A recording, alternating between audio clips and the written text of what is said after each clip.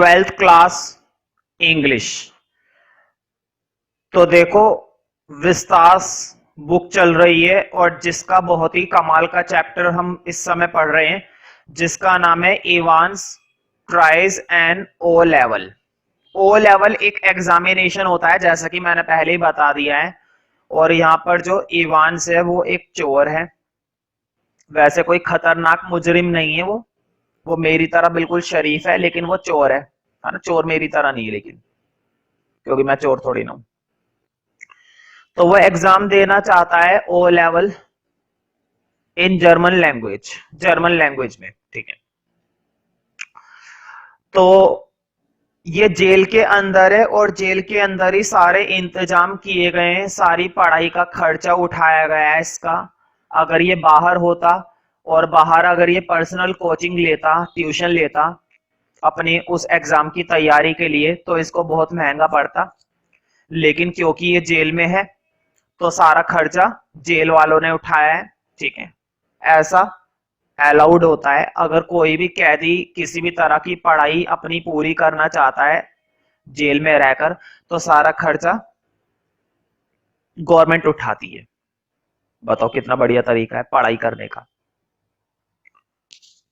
तो ये एग्जाम की तैयारी कर रहा है और इसने अब इच्छा दिखाई है कि मुझको एग्जाम देना है। अब मैंने तुम्हें पहले ही एक दो बातें बता दी हैं कि ये सब तो इसका बहाना है एग्जाम देना। बेसिकली ये प्लानिंग कर रहा है इस जेल से भागने की, और ये भाग भी जाएगा। हालांकि एंड में फिर ये पकड़ा जाएगा, एंड में इसको गवर्नर पकड़ लेगा होटल में किसी, है ना। लेकिन ये भाग जाएगा यहां से फिलहाल।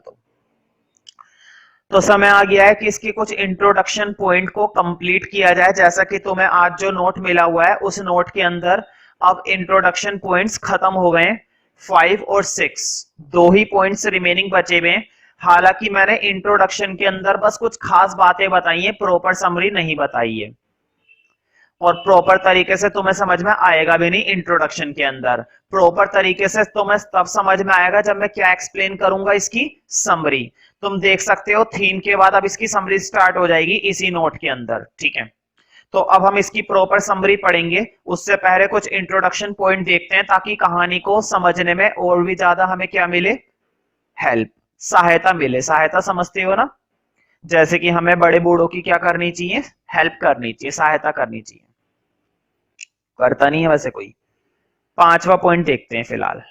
तो आई थिंक लास्ट नोट में मैंने 4th पॉइंट तक कराए थे, अब हम 5वां पॉइंट यहां से कंटिन्यू करेंगे। All the unauthorized items are taken away from him.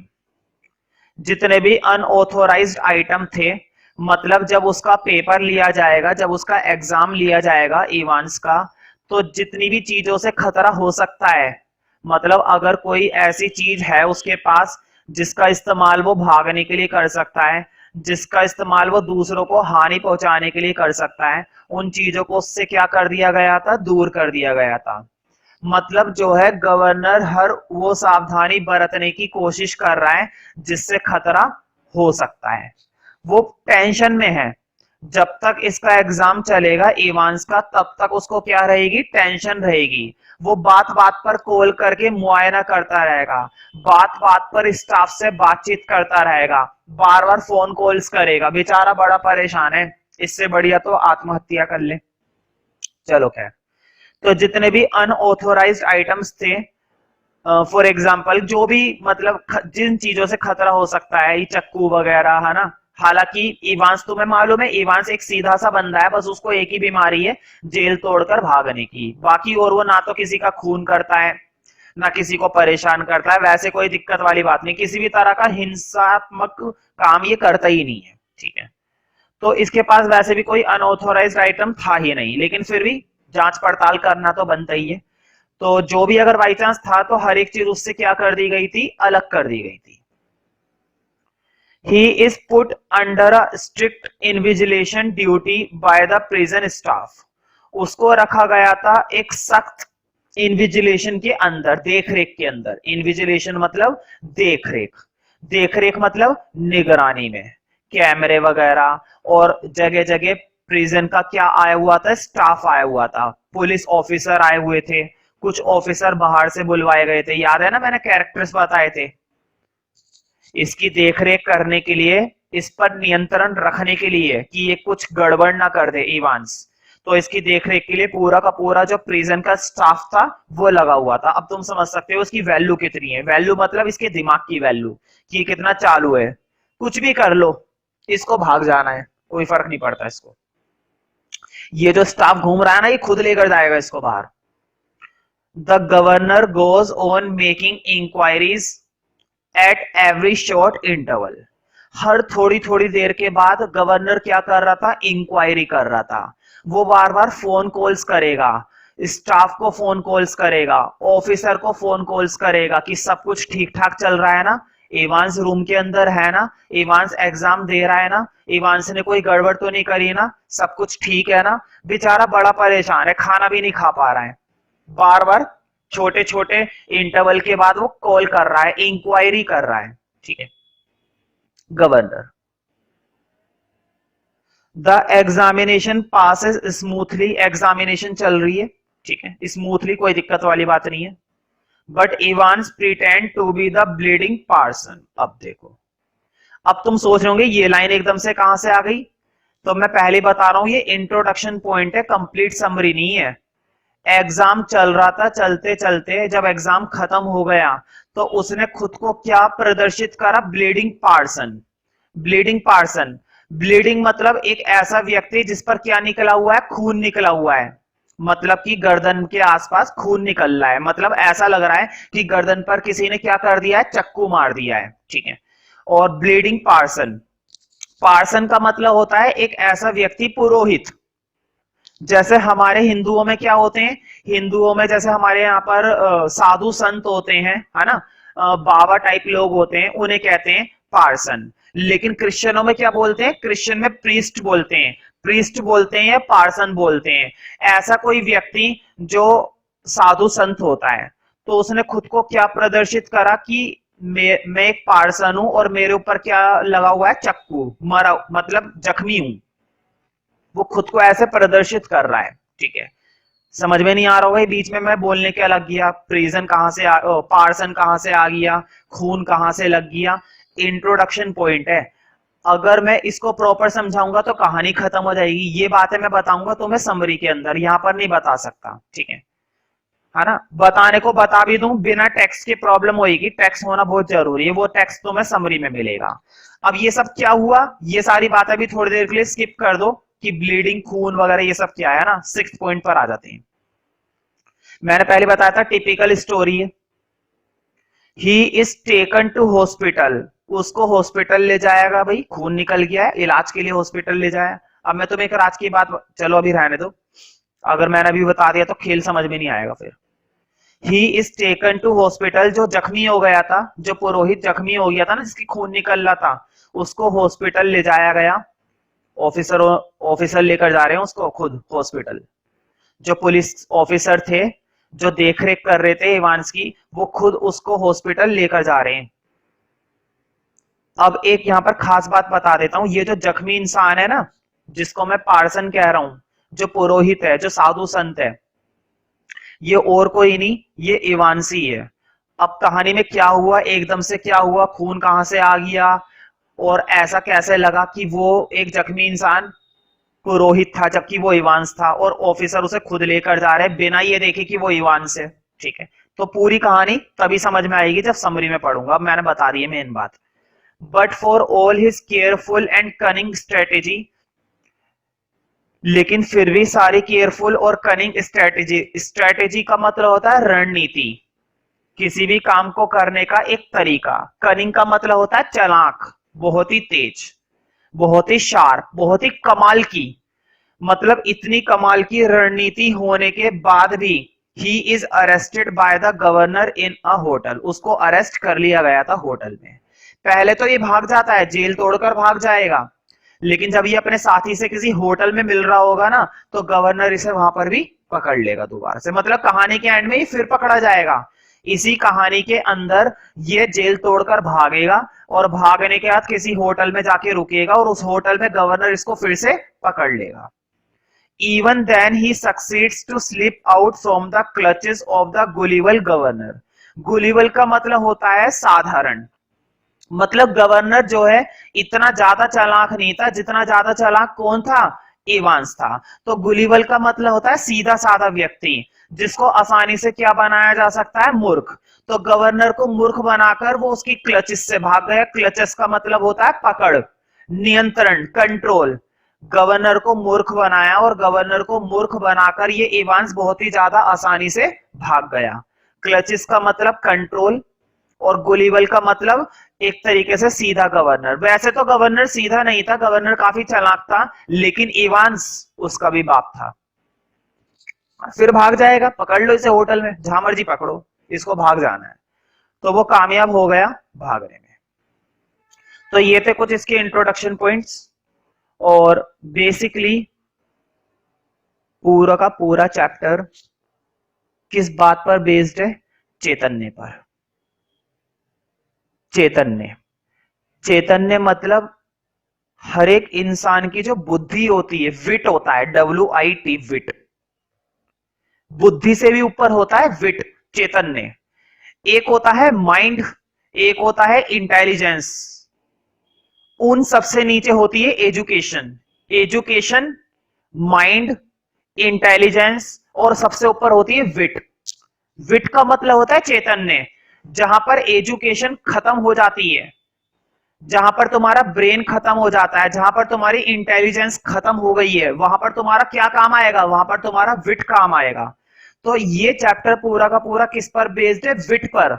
Governor भी अपनी हर तरह की पॉसिबल कोशिश कर रहा था, जो जो वो कर सकता था। उसने स्टाफ बुला रखा था जिम्मेदारी पूरी करने के लिए। वो बात बात पर कॉल कर करके पूछ रहा था, वो एग्जामिनेशन बोर्ड वालों को कॉल कर रहा था, बेचारा बड़ा परेशान था। लेकिन फिर भी विट के मामले में वो इवान से पीछे रह गया।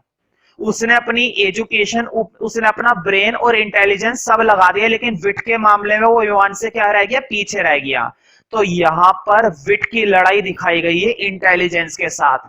विट की लड़ाई दिखाई गई है तुम्हारी ब्रेन के साथ, कि विट जीत जाएगा। और विट जिसके पास ज्यादा होगा, वो चाहे फिर वो क्रिमिनल हो चाहे वो गवर्नर हो, जीत उसी की होगी। और यहाँ पर विट किसके पास था, इवांस के पास। वो भी लगा रहा था, गवर्नर भी लगा रहा था, गवर्नर ने भी अपने विट का इस्तेमाल करा, लेकिन किसके विट की जीत हुई, इवांस की। तो समझ रहे हो ना विट की पावर कितनी जबरदस्त होती है। विट का मतलब होता है चैतन्य। चैतन्य मतलब अपने मस्तिष्क का तुम वो हिस्सा ज्यादा इस्तेमाल कर रहे हो जो तुम्हें कामयाब बनाने में बहुत ही ज्यादा हेल्पफुल होएगा। मैं शब्दों में नहीं बता सकता विट विट की ताकत क्या होती है। कई बार क्या होता है, ऐसी परिस्थिति हो जाती है जहां पर हमारी बुद्धि काम करना बंद कर देती है। कई बार ऐसा होता है जहां पर हमें समझ में नहीं आता हम क्या करें और क्या ना करें। अगर ऐसे में तुम अपने विट का इस्तेमाल करोगे, मतलब अपनी बुद्धि का वो अनमोल हिस्सा अगर तुमने सही तरीके से इस्तेमाल कर लिया, तो तुम उस परेशानी से झट से निकल जाओगे। तुम्हें अपने विट की पावर को कम नहीं समझना चाहिए। होता सबके पास है विट, लेकिन हम किस तरीके से उसका इस्तेमाल करेंगे, सच बताऊं तो हमें खुद नहीं पता। मैं क्या बोल रहा हूं शायद तुम लोगों को ये बातें समझ में भी नहीं आ रही होंगी, क्योंकि विट एक साइकोलॉजिकल हिस्सा होता है हमारी बुद्धि का, हर एक के पास होता है चैतन्य। ठीक है, साइकोलॉजिस्ट ही समझा सकते हैं, मैं भी समझा रहा हूं, लेकिन तुम लोगों को आएगा नहीं। ठीक है, उसके लिए भी तुम्हारे पास बुद्धि होनी चाहिए जबरदस्त, है ना। मैं तो विट के मामले में और भी बहुत कुछ बोल दूं, है ना। खैर, हमें इंग्लिश पढ़नी है, विट नहीं पढ़ना। मुद्दे की बात है अब इस चैप्टर की थीम। थीम इसकी यही है कि विट और इंटेलिजेंस दोनों के बीच में लड़ाई होगी, तो कौन जीतेगा, विट। और विट किसके पास था, इवांस के पास। इवांस जीत गया। फर्स्ट पॉइंट देखते हैं, देखो यही है। This story depicts a clash of wit. ये कहानी प्रदर्शित करती है, दिखा रही है लड़ाई को, किसके बीच, विट के बीच।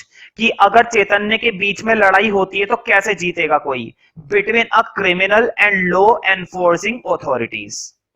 क्रिमिनल कौन था यहां पर, इवांस। और लॉ एनफोर्सिंग ऑथोरिटी मतलब वो सारा का सारा स्टाफ, सारा का सारा वो पुलिस कमिश्नर वगैरह, गवर्नर वगैरह, सब मिलकर सबके और इवांस के विट की लड़ाई थी। लेकिन जीत किसके विट की हुई, इवांस की। In which the prisoner Evans befools the jail authority, जिसमें इवांस ने मूर्ख बना दिया। बिफूल का मतलब होता मूर्ख बना देना। जेल ऑथोरिटीज, जेल के जितने भी संचालक थे, ऑथोरिटी थे, प्रचालक थे, सबको उसने मूर्ख बना दिया। And manages to escape from the prison, और उसने प्रबंध करा जेल से भागने का, और आखिरकार वो कामयाब हो भी गया। इसे कहते हैं विट की पावर, जिसके आगे कोई नहीं जीत सकता। Second point, if the government and law enforcing officials are vigilant. Vigilant का मतलब होता है जागरूक, अलर्ट। अगर सरकार और जितने भी कानून बनाने वाले ऑफिशियल्स हैं, जितने भी ये ऑफिसर्स होते हैं, ऑफिशियल्स, अगर ये विजिलेंट होंगे, विजिलेंट मतलब अलर्ट होंगे, छोटी छोटी चीजों को भाप लेंगे, तो इनसे गलती नहीं हो सकती। गलती इन्हीं की है। इवांस इतना चालाक नहीं था, लेकिन ये लोग मूर्ख थे, क्या करे, इनके पास विट की कमी थी। Crime can be detected, crime को डिटेक्ट किया जा सकता है। जब ये उस बंदे को लेकर जा रहे थे ना, जख्मी बंदे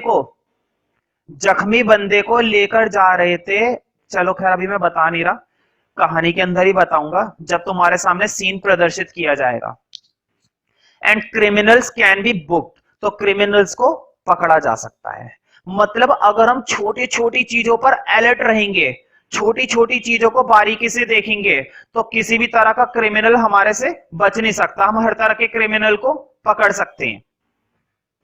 थर्ड पॉइंट देखते हैं, but criminals like Evans can hoodwink the authority. Hoodwink का मतलब होता है बेवकूफ बना देना, भाग जाना। तो तुमने देखा कि जो इवांस जैसे क्रिमिनल होते हैं, जिनके पास अत्यधिक मात्रा में विट होता है, उनको कोई बेवकूफ नहीं बना सकता। उसने हुडविंक कर दिया। हुडविंक का मतलब होता है उन्हें बेवकूफ बनाकर वो भाग गया, मूर्ख बना देना, चौंका देना। And escape punishment as long as the officials are slow, और अगर हम उसको पनिशमेंट भी देंगे तो वो भी बहुत ही ज्यादा क्या होती है, स्लो। हमने सख्त कानून नहीं बना रखे इस तरह की क्रिमिनल के खिलाफ। एंड लैक अलर्टनेस एंड विट, और सबसे ज्यादा कमी है अलर्टनेस की। अगर जितने भी ऑफिशियल्स किसी भी क्रिमिनल को लेकर जागरूक रहेंगे, और सबसे बड़ी बात यह है कि अगर उनके पास क्या होगा, विट होगा। विट, चैतन्य की जो ताकत होती है वो बहुत ही कमाल की होती है। अगर ऑफिशियल्स के पास होती तो इवांस उन्हें बेवकूफ नहीं बना सकता था। विट की ताकत किसके पास थी, इवांस के पास, जो कि ऑफिशियल्स के पास नहीं थी। तभी तो गलती हो गई, उन्होंने छोटी छोटी चीजों को नहीं मेजर किया और इवांस भाग गया। इवांस तुम्हारा तुम्हारा तो खैर नहीं है वो, ठीक है, मेरा भी नहीं है वैसे, खैर वो भाग गया।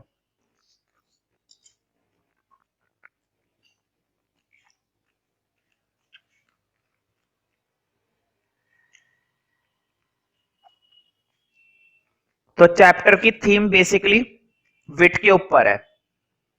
जिसके पास जितना ज्यादा विट होगा, वो किसी भी समस्या से ज्यादा समय तक नहीं पड़ा रहेगा।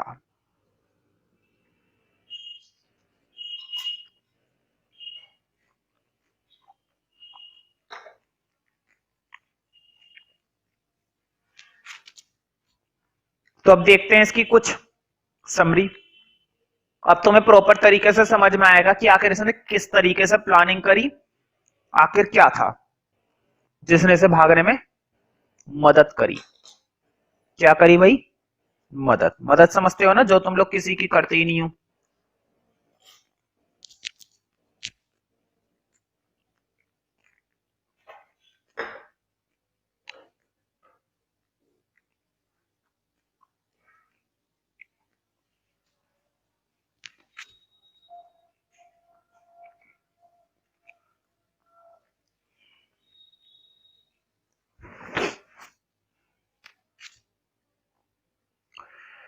फर्स्ट पॉइंट देखते हैं, it is the month of early March.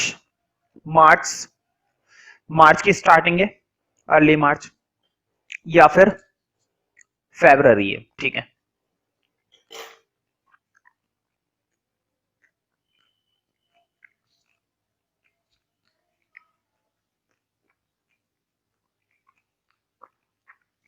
The secretary of the examination board receives a call from the governor of HM prison, Oxford.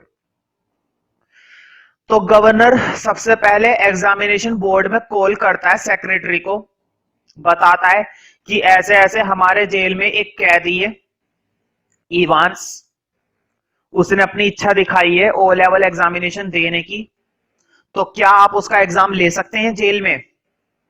Examination board वाले कहेंगे कोई दिक्कत नहीं, हम तो कहीं पर भी एग्जाम ले लेंगे। The secretary of exam board receives a call from the governor, तो उसको कॉल मिलती है एग्जामिनेशन बोर्ड में गवर्नर की, तो गवर्नर सारी बातें बताता है। He tells that a prisoner named Evans, वो बताता है कि एक कैदी है जिसका नाम इवांस है, has started night classes in O level German, जिसने रात में क्लासेस ली हैं ओ लेवल जर्मन एग्जामिनेशन की, जेल के अंदर ही ली है। अब भाई क्लासेस ली है, तो जब क्लासेस ले ली है, पढ़ाई लिखाई कर ली है, तो अब उसको डिग्री भी ले लेनी चाहिए। Now he wants to attend some academic qualification, अब वो कुछ औपचारिक क्वालिफिकेशन हासिल करना चाहता है, मतलब एग्जाम देना चाहता है किसी चीज की। जब हम पढ़ाई करते हैं तो पढ़ाई करने का यही तो फायदा है कि उसका एग्जाम दो, डिग्री लो। पढ़ाई करे चले आ रहे हो, करे चले आ रहे हो, करे चले आ रहे हो, डिग्री विग्री कुछ है नहीं, क्या घंटा उखाड़ लिया तुमने? कुछ नहीं, है ना। तो ये क्वालिफिकेशन हासिल करना चाहता है।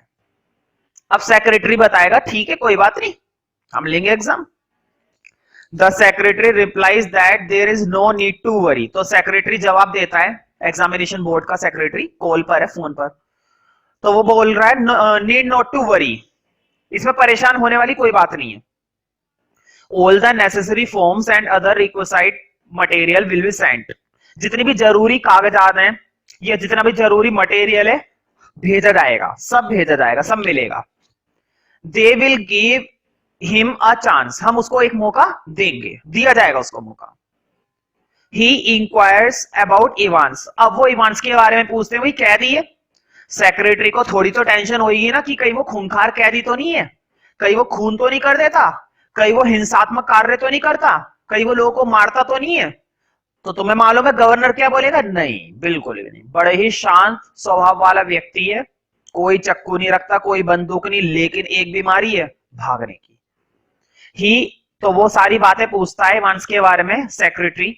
The governor tells him that Evans has no record of violence, तो गवर्नर बताता है कि इवांस के बारे में कोई रिकॉर्ड नहीं है वायलेंस का, मतलब अभी तक उसने हिंसात्मक जैसा कुछ करा ही नहीं है।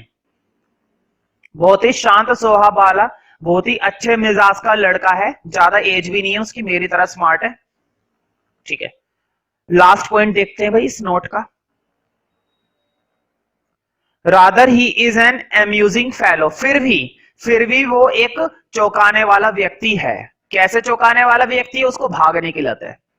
He is one of the stars at the Christmas concert, देखो क्या बोल रहा है, वो ये कह रहा है कि वो एक तरीके से क्रिसमस कॉन्सर्ट का स्टार है। बताओ, अब ये मत सोचना कि क्रिसमस कॉन्सर्ट का स्टार है तो इसका मतलब ये वहां पे जाके परफॉर्म करता है। उसने एक बात बोली है कि तुम ये कह सकते हो कि क्रिसमस कॉन्सर्ट का वो एक स्टार है। The secretary ask him if they can arrange a room, secretary बोलता है कि अगर तुम एक रूम अरेंज कर दो where Evans can sit in for the examination, जहां पर इवांस बैठ सके और अपना एग्जाम दे सके। तो गवर्नर कहता है कोई दिक्कत नहीं, जिस रूम में उसको रखा गया है जेल में वहीं पे एग्जाम कंडक्ट कर लेते हैं। The governor tells that the room of Evans can be use for this purpose, तो गवर्नर बताता है कि जो इवान का रियल में जिसमें उसको रखा गया है, तो उस रूम को भी इस्तेमाल किया जा सकता है उसके एग्जाम के लिए, कोई दिक्कत वाली बात नहीं है।